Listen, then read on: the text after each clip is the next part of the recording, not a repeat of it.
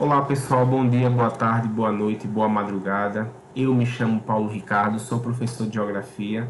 Estou aqui dando uma força para o meu amigo professor Marcos, do canal Aprenda a Calcular. E hoje vamos conversar sobre representação de mapas, leitura, escala, legendas e convenções, tá certo? Então vamos falar um pouquinho sobre essa ciência tão apaixonante que é a cartografia.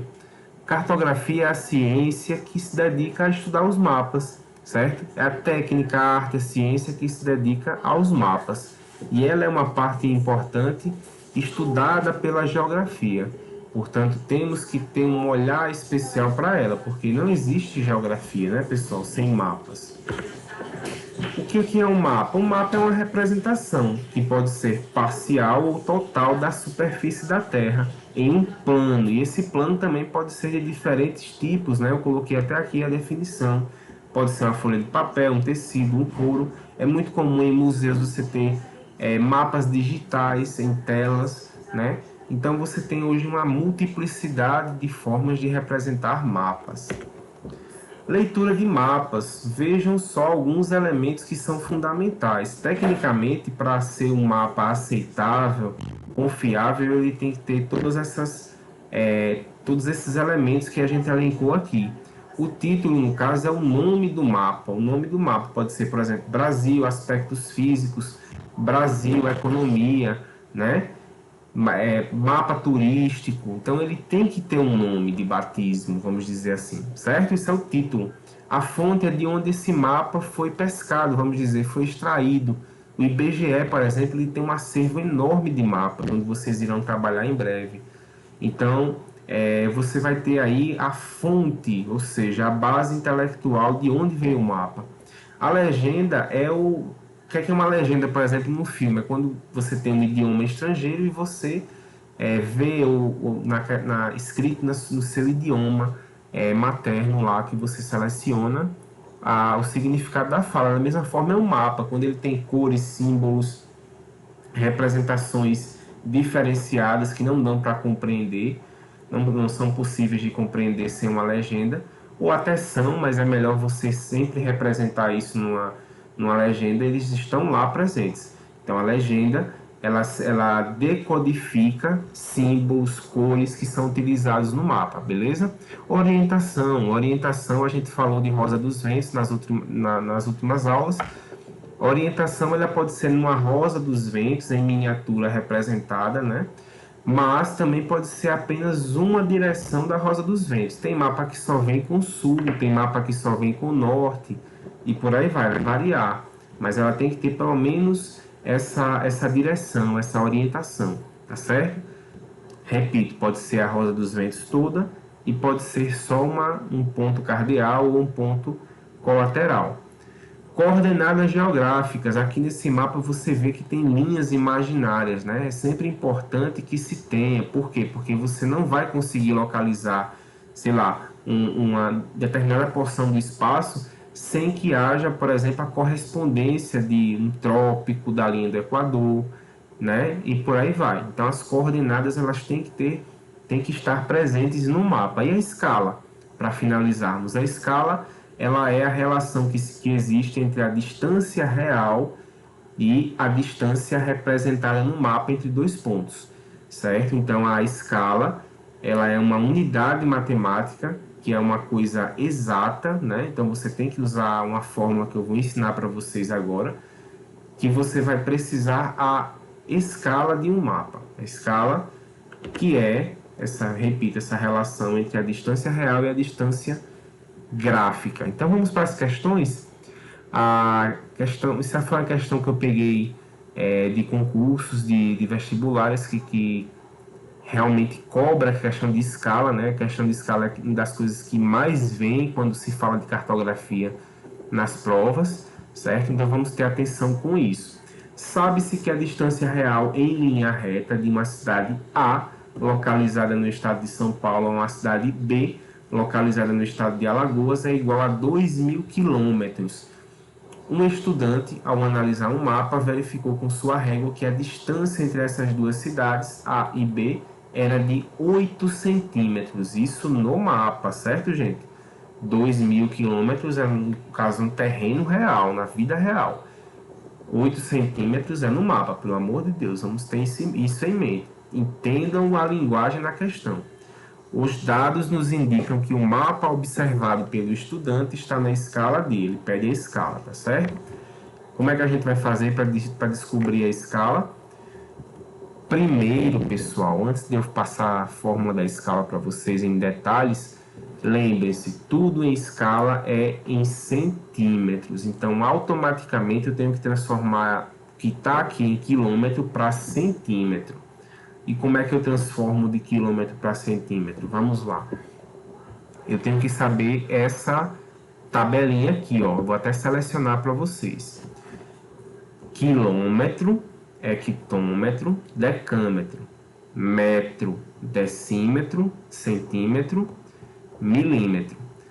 O que é que eu quero dizer com isso? O metro é a unidade fundamental. Tudo que está à esquerda dele, aqui no caso no bloco de notas, no papel que vocês vão escrever, ele você vai ter um número maior, superior ao metro, né? Tudo que eu vou ter aqui à minha direita vai ser inferior ao valor do metro, certo?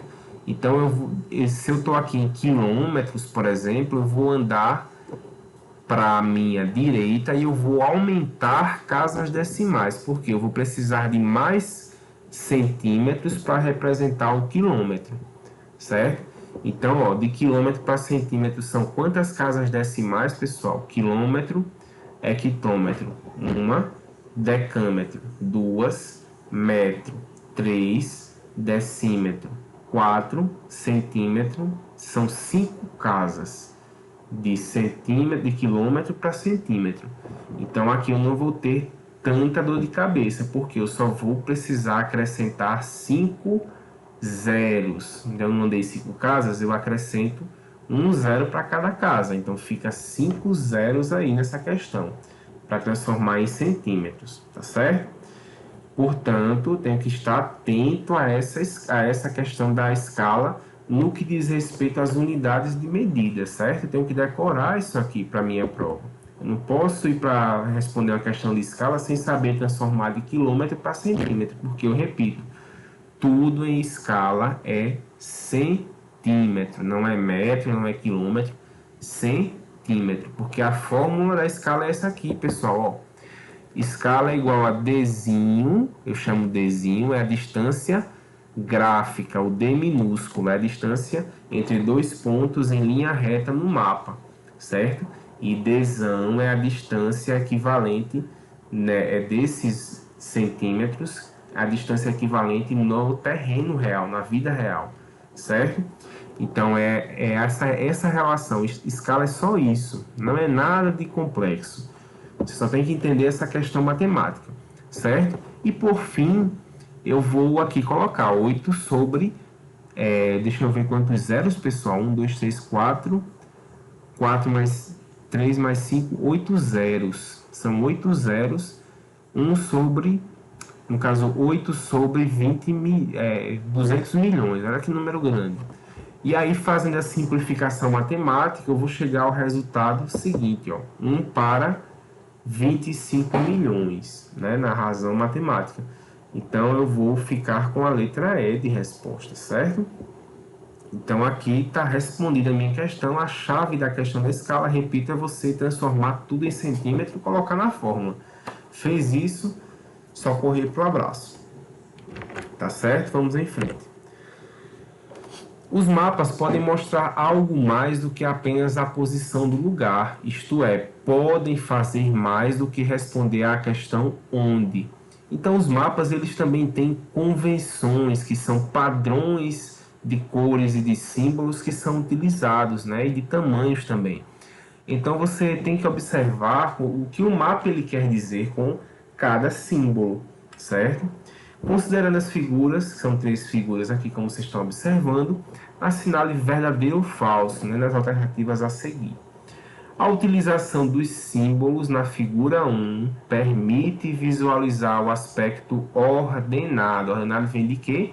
De ordem, certo? De vamos dizer, elementos diferenciados, caracterizando novamente relações de ordem dos fenômenos geográficos. Ó, aqui eu tenho pontos, aqui eu tenho linhas, aqui eu tenho áreas. São categorias diferentes, ordens diferentes. Certo ou errado? Certíssimo, né? Verdadeiro aqui. O uso dos símbolos representados na figura 2 permite visualizar o aspecto qualitativo. Aqui não é ordem mais, aqui é qualidade, aqui é tipo diferente, né? Caracterizando relações de diversidade, olha só, diversidade dos fenômenos geográficos. Aqui eu tenho um padrão praticamente único, né, para os três, para pontos, linhas e áreas. À medida que eu vou progredindo aqui para baixo, vai ficando tudo mais escuro, certo? Já aqui eu tenho uma multiplicidade, né, de elementos, de símbolos, de representações. Então aqui é um aspecto sim múltiplo, correto. Só tem que bater esse ponto visual. Se você conseguir identificar isso no seu mapinha, você consegue matar uma questão dessa. Verdadeiro, né, gente?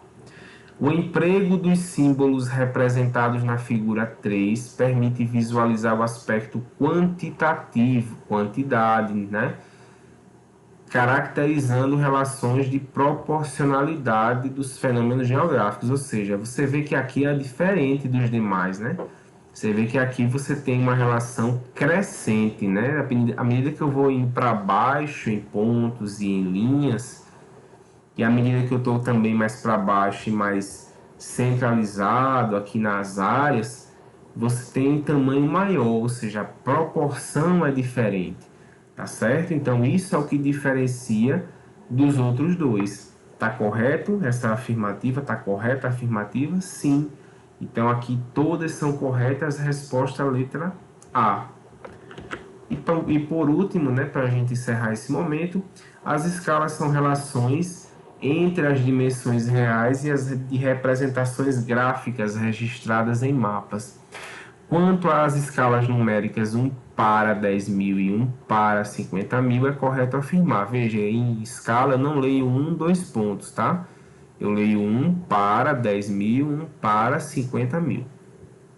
Por se tratar de uma razão, a escala de 1 para 10.000 é maior do que a de 1 para 50.000.